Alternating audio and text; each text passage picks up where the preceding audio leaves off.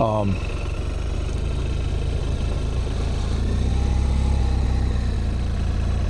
started the YouTube channel in big part hoping that I can contribute a little bit of information.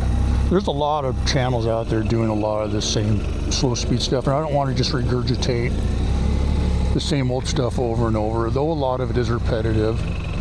Most of it's repetitive. But I'm hoping to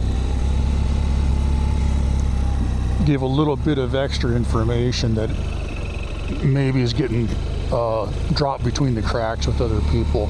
And one of them is the speed and slow speed maneuvers. I mean, obviously it's slow speed. The name implies slow right there, right? But you'll hear a lot of other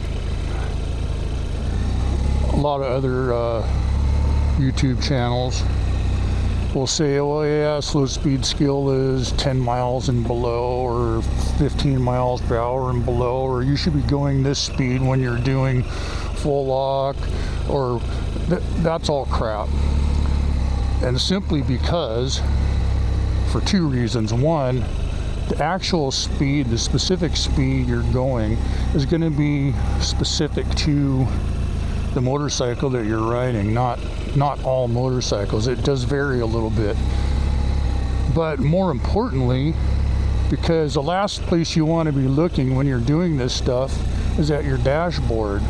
So you shouldn't even know what your speed is. You don't want to look at your speedometer. You don't want to look at your tachometer. You don't need to know what RPMs your engine's going. It is what it is. You just need to have the RPMs up and do it by feel so that you don't kill the motor.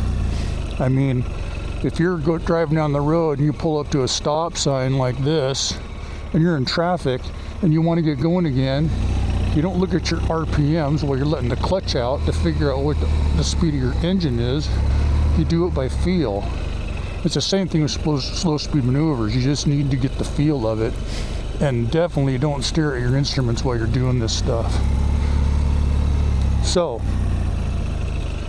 basically what I've witnessed watching other people learn this stuff, and from what I witnessed myself as well, and still do when I'm practicing, there's basically 3 stages that riders go through in learning the way, you know, and it's not just new riders, it could be experienced riders, it could be brand new riders, whatever, but riders seem to get stuck in a couple of spots along the way as they're learning some of this stuff. So essentially we got 3 stages. So we'll call the first one stage 1. So a brand new rider, they want to learn slow speed, or experienced rider want to learn slow speed skills. First thing people do is, one, everybody hears about the friction zone, but most people don't really know what that is or practice it. You kind of think you do because you know how to drive a stick shift car. You know, I have a stick shift car. Most of the cars I've ever owned are stick shift. But driving a car, you kind of tend to engage the clutch and get your car moving, you know, if you're going around a tight parking lot or whatever the heck, and you kind of coast a lot. You don't want to be coasting a lot on a motorcycle. You need to keep in the gray zone and keep pressure to the rear wheel at all times under control, right? But it's not like a car. So a lot of people will assume it's like a car and try to do that. And they also, everybody tends to go too slow. And basically what that does, say for instance, I'm going to try and turn to the left around this parking lot. If you're trying to go too slow, you get the shaky handlebars syndrome, which basically means you're trying to go that way, but the bike is so unstable, you're just constantly working the bars, kind of like what I am right now, because the motorcycle's not stable. And you end up not going exactly where you want to go, or kind of in a circle, but you want to turn a tight circle, but you can't because you always have to straighten out the bars to stabilize the motorcycle. So I see that pretty much as everyone. And like I said, the reason that is because you're going too slow. You need to have just a little bit of momentum. The motorcycle likes to stay up and go straight. The faster you go, the more stable it is. And we're not talking about fast by giving it more throttle. We're talking faster by just giving it a little bit more clutch. And you control the speed with the rear brake or not. It could be done either way. But if you go do that same maneuver and you're trying to turn to the left and you have just a little bit of momentum, see, now you don't have to work the bars and do that shaky bars thing. The motorcycle's stable. You just got to go with it, right? Well, I'm not doing any tight maneuvers right now, but you definitely don't need to shake the bars. So that's stage one. And the way to get out of stage one, like I say, is you need to realize you need to learn to use the gray zone, the friction zone, the clutch and throttle together. I covered that a little more detail in the 15-foot offset weave video that I did. You should check that out. But gray zone in the clutch and just a little bit more speed, so you have a little bit more momentum, and that'll help you get past stage one. So now you got all that and you're into stage two. So you'll end up, what I see is a lot of guys get stuck trying to get tighter turns or whatever. You know, we use U-turns as an example because that seems to be something that everybody wants to do. And you end up doing U-turns that are like this, that are like, 30 feet or something, just really big turns. It's because you're going too fast now. Remember, we were going too slow before, but now you want to go faster to stay stable. But people seem to get stuck in this zone 2 of not being able to go slower. And I know a couple of tricks to help learn get past that point. So basically, I think people just get a mental block. They're afraid, you might have already in zone 1 dropped the bike a couple dozen times or whatever, and you kind of don't want to keep doing that. And you kind of get a mental block about letting the bike lean, and your body just kind of fights it, and you end up going straighter because of it. So one thing that causes that is if you can see the horizon, you know exactly how much the motorcycle's leaning. So if you're looking forward instead of looking around your shoulder, you definitely can see every little bit that the motorcycle leans, regardless of what you're consciously trying to tell it to do. Your body's saying, you don't want to let that go too far because you're going to drop your bike again. So one thing you can do to get past that point, we always hear people say, well, you gotta turn your head, which is true. But one thing to get past that point is turn your head so far that you can't even see your bars and you can't see the horizon. Like right now, I can't see how much the motorcycle's leaning. Not at all. I'm just looking at the parking lot and it just looks like I'm going in a circle.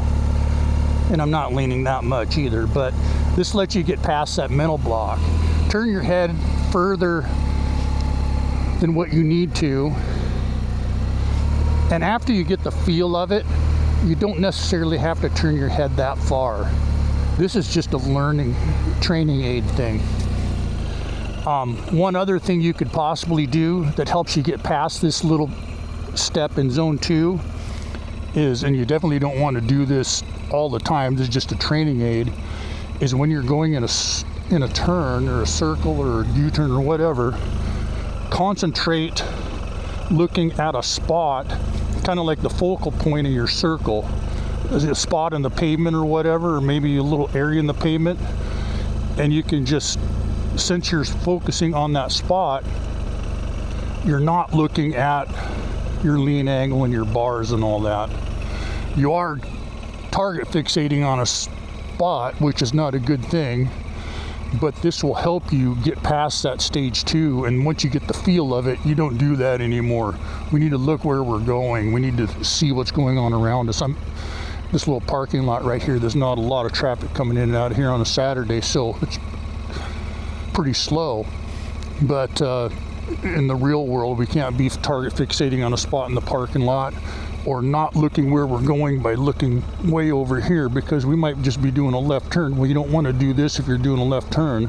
You want to look where you're going, but it's the same feel. So you need to get past that whole stage 2 thing. Okay, so now you've gotten past stage 2 and we're in stage 3. So you're at this point, you got your clutch working pretty good. You turn your head, look pretty good. Now at this point, you're probably doing pretty small circles, you know, like this is a pretty small circle right here, and that, which is probably plenty sharp enough for using on the public roads, right? You don't need to go full lock turns everywhere you go. It's something that we should be able to do, but we don't have to do that. But to get past this block in stage 2, we need to realize that to get the motorcycle to full lock, it's a very fine speed that you need to be going. We're back to that whole speed thing. How much you're leaning and how fast you're going or how slow you're going directly contributes to how far you're going to be able to turn your bars. So what a way to do to get to that point is to, say for instance, using the rear brake, slowing down, and as you slow down, it lets your bars go further. Like you're going to go into the curb just a little bit too fast, your normal stage 3 too fast, but as you're slowing down, then all of a sudden, whoa, there's the lock. And it takes some practice to do that, right? You're not going to do it on the first try or whatever. But basically that's all it is right now. See, I almost slowed down too much. Motorcycle's a full lock, right? But at full lock, you can't control the motorcycle by steering, because obviously the steering's against the stops and you're not moving the steering. But what you can do is just use the friction zone and the rear brake and control your speed, because speed is what keeps you going this radius right here, this circle.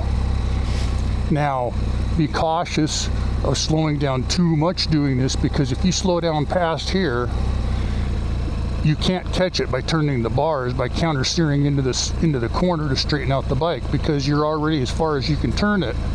So what you would have to do is give a little goose of the clutch to straighten it out, to save the bike from falling.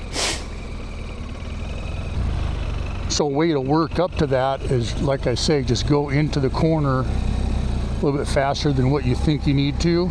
And if you're going too fast, you're just going to be a wide circle again, right? No harm, no foul, as long as you got, you know, room to do it like I do right here.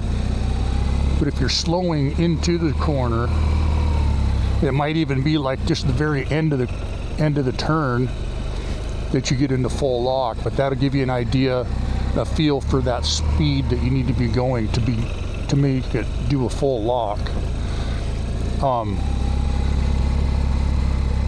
One note on the full lock thing, and it's something that nobody explained to me, but it's kind of a common sense thing, but nobody really explains it, is if you're in full lock and you want to go, say you're going to the right, going to the right, but you need to go to the left now. Well, you can't counter steer to go left, because counter steering would be pushing on the left bar. Well, the left bar is already going to stop. It ain't going to go anywhere. You're going to keep going right. So the only way to get out of doing a full lock turn is just go a little bit faster. And we're not, there again, we're not talking about faster. We're talking about just give it a little bit of clutch It gives just a little boost of energy to the rear wheel, and that stands the bike up. And then you can keep on going towards your other direction. That's a transition, and transitions are kind of a thing of its own, but it's something to be aware of. So when you get into a full lock, you know, the first time you do it, it's going to feel weird, and you're not going to be able to transition to where you want to go right off the bat. It's something that takes practice. So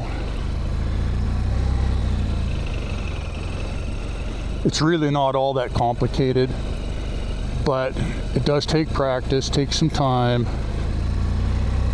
and once you get it, you'll be like, wow, what the heck, it wasn't a big deal, and it's not a big deal, and there's always something else to work on around the corner once you get to that point too. But I hope these couple little things to get people past stage 1, stage 2, into stage 3, or by that point you're going to have it down anyways. So hope it helps.